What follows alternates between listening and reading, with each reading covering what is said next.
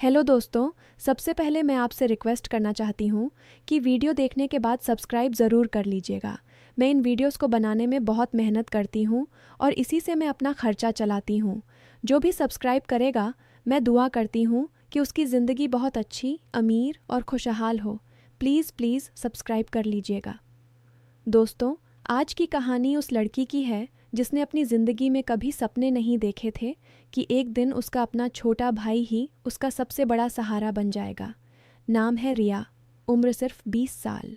रिया का घर दिल्ली के एक पुराने मोहल्ले में था, जहां गलियों में शाम को बच्चे क्रिकेट खेलते थे और बुजुर्ग चाय की दुकान पर बैठकर दुनिया की बातें करते थे। रिया के पिता सरकारी दफ्तर में क्लर्क थे। उनकी तनख्वाह इतनी नहीं थी कि पूरे परिवार को आराम से चला सकें, इसलिए वे हमेशा एक्स्ट्रा काम ढूंढते रहते थे। रिया की माँ घर संभालती थीं और छोटे भाई आरव की देखभाल करती थीं। आरव रिया से 4 साल छोटा था। बचपन में दोनों एक दूसरे के सबसे अच्छे दोस्त थे। रिया स्कूल से आकर आरव को पढ़ाती, उसके साथ खेलती और जब आरव रोता तो उसे चुप कराती। समय बीतता गया। रिया ने 12वीं पास की और कॉलेज में एडमिशन ले लिया। घर की हालत ऐसी थी कि पिता ने उसे प्राइवेट कॉलेज में भेजने से मना कर दिया। रिया ने सरकारी कॉलेज चुना, जहां फीस कम थी। कॉलेज जाते वक्त वह साधारण सलवार सूट पहनती थी, क्योंकि पिता को महंगे कपड़े पसंद नहीं थे। आरव अभी 10वीं में पढ़ता था। पिता ने उसे भी सरकारी स्कूल में ही रखा था। दोनों भाई बहन रोज साथ बस पकड़कर स्कूल और कॉलेज जाते। रिया आरव को हमेशा समझाती, आरव, पढ़ाई पर ध्यान दो, हम गरीब हैं तो क्या हुआ, मेहनत से आगे बढ़ सकते हैं। आरव मुस्कुराकर कहता, दीदी, जब तुम इतनी मेहनत करती हो तो मैं क्यों नहीं करूँगा। फिर एक दिन घर पर तूफान आ गया। रिया की माँ को अचानक दिल का दौरा पड़ा और वे चल बसीं। पूरे घर पर सन्नाटा छा गया। रिया सिर्फ 18 साल की थी। पिता टूट गए थे। वे ऑफिस जाते और घर आकर चुपचाप बैठ जाते। रिया ने घर की सारी जिम्मेदारी अपने कंधों पर ले ली। सुबह जल्दी उठकर नाश्ता बनाती, आरव को स्कूल के लिए तैयार करती, फिर खुद कॉलेज जाती। शाम को वापस आकर खाना बनाती, आरव की पढ़ाई चेक करती और घर के बाकी काम निपटाती। पिता का दुख इतना गहरा था कि वे रिया से भी कम बातें करने लगे। रिया अंदर ही अंदर टूट रही थी, लेकिन आरव के सामने कभी कमज़ोर नहीं पड़ती थी।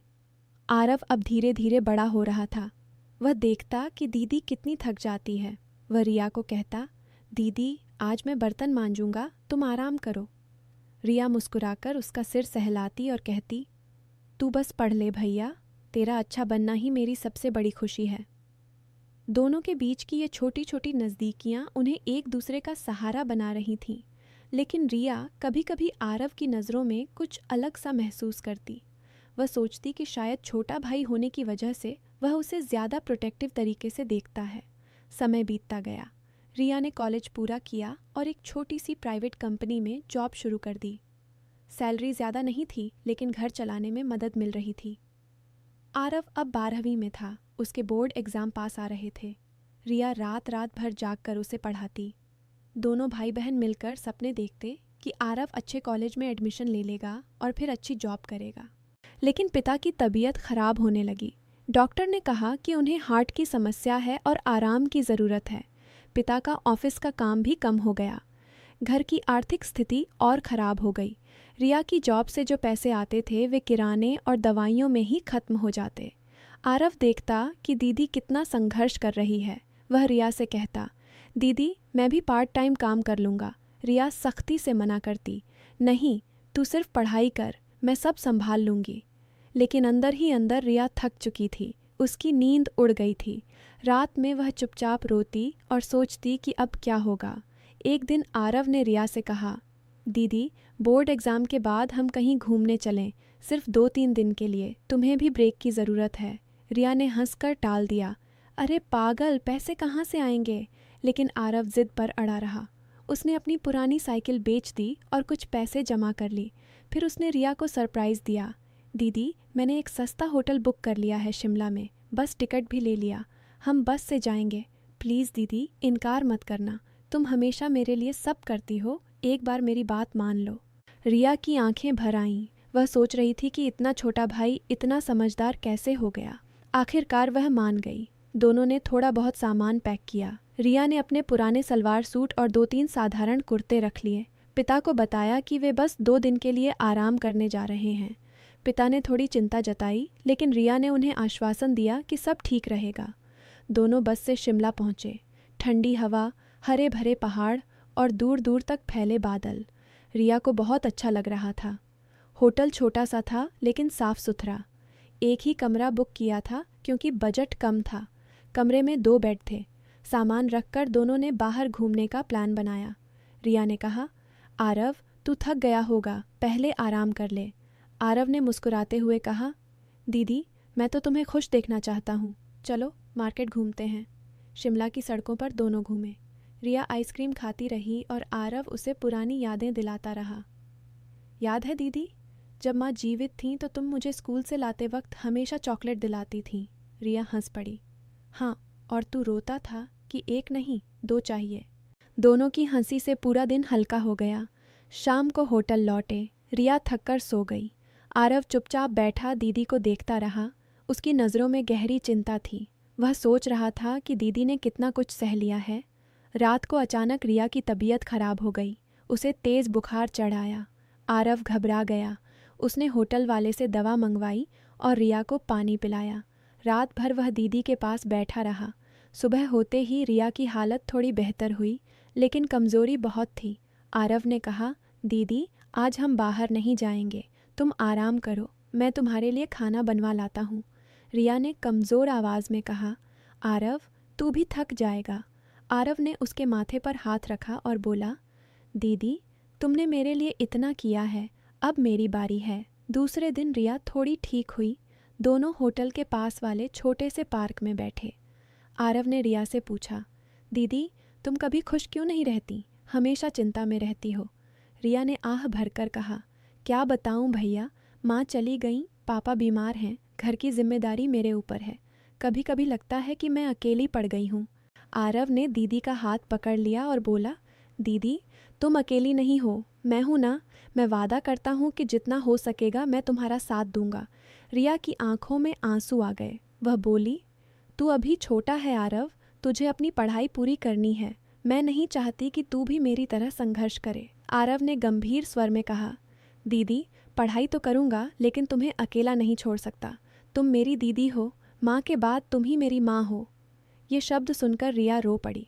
दोनों ने एक दूसरे को गले लगा लिया। उस पल दोनों के बीच का रिश्ता और भी मजबूत हो गया। तीसरे दिन दोनों फिर से घूमने निकले। शिमला की ऊंची चोटियों पर पहुंचकर रिया ने कहा, यह जगह कितनी शांत है ना, यहाँ आकर लग रहा है जैसे सारी टेंशन दूर हो गई हो। आरव मुस्कुराया, मैं जानता था दीदी कि तुम्हें यहाँ अच्छा लगेगा। हम आगे भी ऐसे घूमने आएंगे। जब मैं अच्छी जॉब कर लूँगा तो तुम्हें कहीं दूर ले जाऊँगा। रिया ने हंसकर कहा, अच्छा, तो अब तू बड़ी बड़ी बातें करने लगा है। शाम को लौटते वक्त रिया की फिर से तबीयत बिगड़ने लगी। इस बार सिर दर्द बहुत तेज था। आरव ने उसे होटल पहुंचाकर आराम करने को कहा। रात को फिर वही दृश्य। रिया को तेज दर्द हुआ। आरव ने होटल से गर्म पानी मंगवाया और रिया के सिर पर सिकाई करने लगा। रिया ने कमज़ोर आवाज़ में कहा, आरव, तू सो जा, मैं ठीक हो जाऊंगी। आरव ने कहा, नहीं दीदी, मैं तुम्हें अकेला नहीं छोड़ सकता। डॉक्टर ने कहा था कि तुम्हें किसी के सपोर्ट की ज़रूरत है। मैं वही सपोर्ट हूँ। रात गुजरती गई। आरव रिया के पास बैठा रहा। सुबह होते ही उसने रिया से कहा, दीदी, हम आज घर चलते हैं, तुम्हारी तबीयत ठीक नहीं है। रिया ने मना किया, लेकिन आरव नहीं माना। दोनों बस से दिल्ली वापस लौट आए। घर पहुंचकर पिता ने पूछा, कैसा रहा? रिया ने मुस्कुराते हुए कहा, बहुत अच्छा पापा, आरव ने बहुत ख्याल रखा। पिता ने आरव की तरफ देखा और पहली बार मुस्कुराए। घर लौटने के बाद रिया की तबीयत धीरे धीरे सुधरने लगी। आरव अब ज़्यादा जिम्मेदार हो गया था। वह स्कूल से आकर घर के काम में हाथ बंटाता, रिया की मदद करता और पिता का भी ध्यान रखता। रिया देखती कि उसका छोटा भाई कितना बड़ा हो गया है। एक दिन रिया ने आरव से कहा, आरव, तूने मुझे शिमला में जो वादा किया था वो याद है ना? आरव ने कहा, हाँ दीदी, हम साल में एक बार ज़रूर घूमने जाएंगे, लेकिन अब मैं और भी मेहनत करूँगा ताकि हम बेहतर जगह जा सकें। समय बीतता गया। आरव ने 12वीं में अच्छे नंबरों से पास किया और एक अच्छे कॉलेज में एडमिशन ले लिया। रिया की जॉब भी थोड़ी बेहतर हो गई। घर की हालत सुधरने लगी, लेकिन रिया कभी कभी सोचती कि आरव इतना कुछ कर रहा है तो उसकी अपनी ज़िंदगी का क्या। एक दिन रिया ने आरव से पूछा, भैया तुझे कोई अच्छी लड़की पसंद है क्या? आरव हंस पड़ा। दीदी, अभी तो मेरी प्राथमिकता तुम और पापा हो, बाद में देखेंगे। रिया मुस्कुराई। उसने महसूस किया कि आरव ने कभी उसे अकेला महसूस नहीं होने दिया। दोनों भाई बहन मिलकर परिवार को संभाल रहे थे। एक शाम को रिया और आरव छत पर बैठे थे। रिया ने कहा, आरव, याद है जब माँ गई थी तब मैं कितनी टूट गई थी, लेकिन तूने मुझे संभाला। आरव ने कहा, दीदी तुमने मुझे बचपन से संभाला है, अब मेरी बारी है। हम दोनों मिलकर इस परिवार को आगे ले जाएंगे। धीरे धीरे साल गुजरते गए। आरव ने कॉलेज पूरा किया और एक अच्छी कंपनी में जॉब पाली। अब घर की आर्थिक स्थिति काफ़ी बेहतर हो गई थी। रिया ने भी अपनी जॉब में तरक्की कर ली। पिता अब आराम से रहते थे, लेकिन रिया की शादी का विषय उठने लगा। रिश्तेदार कहते, रिया की उम्र हो गई है, अब शादी कर दो। रिया हर बार टाल देती। वह सोचती कि अगर वह शादी कर गई तो पिता और आरव का क्या होगा। आरव ने एक दिन रिया से कहा, दीदी तुम अपनी ज़िंदगी भी जी लो, मैं सब संभाल लूँगा। रिया ने आंसू पोंछते हुए कहा, आरव तुझे अकेला छोड़कर मैं कहीं नहीं जा सकती, तू मेरा सबसे बड़ा सहारा है। आरव ने दीदी को गले लगाया और बोला, दीदी हम दोनों एक दूसरे का सहारा हैं, लेकिन तुम्हें भी खुश रहना चाहिए। अगर कोई अच्छा लड़का मिले तो सोचना, मैं तुम्हारे साथ हूँ। रिया ने सोचा और फैसला किया कि वह शादी नहीं करेगी। वह आरव और पिता के साथ ही रहना चाहती थी। आरव ने भी उसे समझाया कि वह कभी अकेला नहीं छोड़ेगा। दोनों भाई बहन ने मिलकर एक छोटा सा परिवार का बिजनेस शुरू किया। रिया घर से काम संभालती और आरव बाहर का काम देखता। पिता अब खुश रहते थे। वे अक्सर कहते, मेरे बच्चे ने मुझे नया जीवन दिया। एक दिन रिया और आरव फिर से घूमने गए। इस बार वे जयपुर गए। वहाँ घूमते हुए रिया ने कहा, आरव तूने मुझे कभी अकेला महसूस नहीं होने दिया। तू मेरा छोटा भाई नहीं, मेरा सबसे अच्छा दोस्त है। आरव ने मुस्कुराते हुए कहा, दीदी तुम मेरी दुनिया हो, तुम्हारे बिना मैं कुछ नहीं। दोनों वापस लौटे तो घर पर एक नई खुशी का माहौल था। पिता की तबीयत पूरी तरह ठीक हो गई थी। रिया ने महसूस किया कि जीवन में चाहे कितनी भी मुश्किलें आएं, अगर भाई बहन का साथ हो तो सब कुछ संभाला जा सकता है। दोस्तों, रिया और आरव की कहानी हमें सिखाती है कि सच्चा प्यार और परिवार का साथ ही सबसे बड़ा सहारा होता है। चाहे हालात कितने भी मुश्किल हों, अगर हम एक दूसरे का ख्याल रखें तो कोई भी तूफान हमें नहीं हिला सकता। रिया ने कभी हार नहीं मानी और आरव ने अपनी दीदी को कभी अकेला नहीं छोड़ा।